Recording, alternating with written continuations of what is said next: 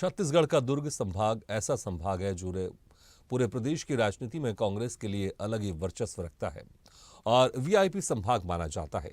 दरअसल दुर्ग संभाग प्रदेश का एक ऐसा संभाग है जहां से पूर्ववर्ती सरकार में प्रदेश के मुख्यमंत्री भूपेश बघेल, गृह मंत्री ताम्रकर साहू, परिवहन मंत्री मोहम्मद अकबर, कृषि मंत्री रविंद्र चौबे, पीएचई मंत्री रुद्र गुरु, महिला बाल विकास मंत्री अनिला भेड़िया सब एक ही संभाग से थे और अब लोकसभा चुनाव में दुर्ग संभाग से 4 प्रत्याशियों के उतारने पर आरोप प्रत्यारोप है। देखिए ये खास रिपोर्ट। उप मुख्यमंत्री विजय शर्मा ने दुर्ग से ही प्रत्याशी अलग अलग लोकसभा में लड़ाए जाने को लेकर कांग्रेस पर तंज कसते हुए कहा कि सरकार थी तो भी सारे मंत्री अधिकतर दुर्ग से थे, तो लोग कहते थे दुर्ग की सरकार है, लेकिन सभी जगह के नेताओं को अवसर मिलना चाहिए, जिससे कांग्रेस के परंपरा के आधार पर सिर्फ गांधी परिवार का ही मुखिया हो सकता है। ऐसे ही यहाँ भी परिपाटी शुरू हो रही है। वहीं भूपेश बघेल के अपने लोगों को चुनाव लड़वाकर वर्चस्व स्थापित करने के सवाल पर कहा कि राजनीतिक पार्टियां बड़ी होती हैं, कोई भी व्यक्ति ये सोचेगा कि इतने लोगों को साथ कर चलूंगा और अपना बना लूंगा तो ये निराधार है। दुर्ग की सरकार थी, दुर्ग संभाग, हम तो दुर्ग संभाग वाले हैं, तो वहाँ बहुत सारे मंत्री तो ठीक ही थे, परंतु ये है कि सभी जगह के नेताओं को अवसर मिलना चाहिए। जैसे कांग्रेस की परंपरा के आधार पर सिर्फ गांधी परिवार ही मुखिया हो सकता है, वैसे ही यहाँ भी परिपाटी शुरू हो गई। मुझे तो ऐसा लगता है राजनीतिक पार्टियाँ बड़ी होती हैं, कोई भी व्यक्ति अगर ये सोचेगा कि मैं इतने सारे लोगों को साध कर चलूँगा और अपना बना लूँगा, अपना समर्थक बना लूँगा, तो ये मैं सोचता हूँ कि ये निराधार सोच है, ऐसा नहीं होना चाहिए। क्योंकि ये राजनीतिक पार्टियाँ ये बहुत बड़ी बात होती है।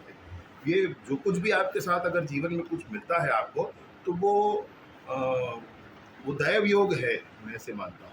उप मुख्यमंत्री विजय शर्मा के बयान पर पलटवार करते हुए लोकसभा प्रत्याशी पूर्व विधायक विकास उपाध्याय ने कहा कि भारतीय जनता पार्टी अपने गिरेबान में झांके, इनके प्रत्याशी सरोज पांडे कहां से हैं।